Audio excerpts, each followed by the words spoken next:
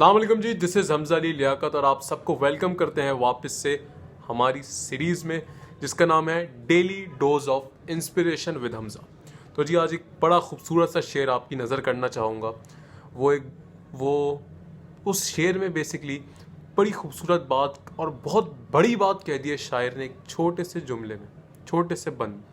तो जी listen it and feel inspired. तो जी ये है कुछ ऐसा कि मुकद्दर जिनके ऊंचे और आला बख्त होते हैं, मुकद्दर जिनके ऊंचे और आला बख्त होते हैं, जिंदगी में इम्तिहान उन्हीं के अक्सर सख्त होते हैं। जिंदगी में इम्तिहान उन्हीं के अक्सर सख्त होते हैं।